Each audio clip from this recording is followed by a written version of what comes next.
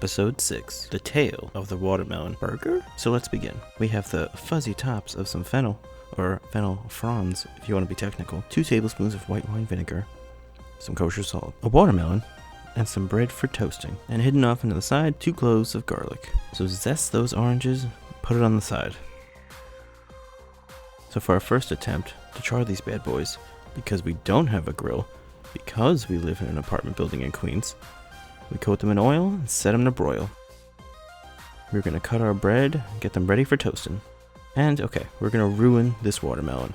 My main focus was just to get those slices that will fit the bread. And don't worry, I like watermelon, so all the super awkward slices I ate later on. Okay, so the oranges didn't work in the broiler. They just got warm and weird. So off to the grill pan. I got the pan oiled up, screaming hot, toss those bad boys on there.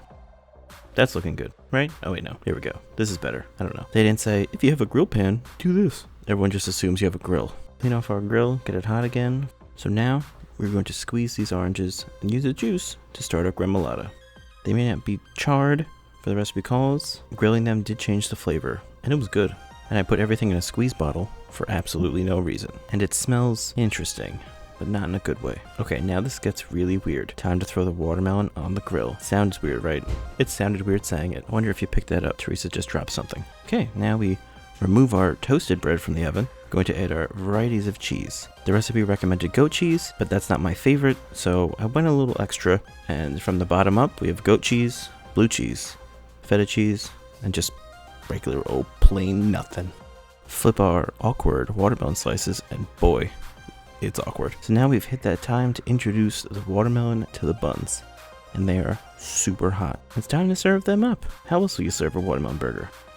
In a basket like a diner that serves you food wrong. And now, the moment of truth. All of life's questions will now be answered. Was this weird adventure worth everything? Why do seedless watermelons still have seeds? Do I need a grill to actually make this work? Does anything even matter anymore? What day is it?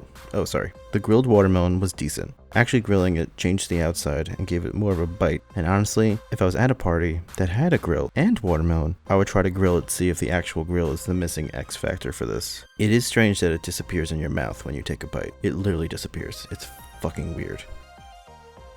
And trying with all the cheeses, first off, the gremolata, in my opinion, does not work. The fennel fronds taste sweet like licorice. Is that supposed to happen? And that mixed with the grilled oranges and garlic did not add anything. Any bite with that on it was substantially terrible. The grilled orange juice was actually interesting and tasty, and I feel like I would only see that in a fancy juice bar that serves a grilled orange juice power smoothie or some shit. And the one with the blue cheese was awful. The flavors didn't pair at all, but it was worth a shot. But the standout was the feta and the goat cheese. They both paired really well, and I think a grilled watermelon salad with like a citrus dressing and feta or goat cheese crumbled on top would actually work really well. And now for our new segment, Teresa's 1-second review. No. Thank you. Okay, that wraps up this episode. Thank you for watching, and please let me know if you would ever try this ever for free.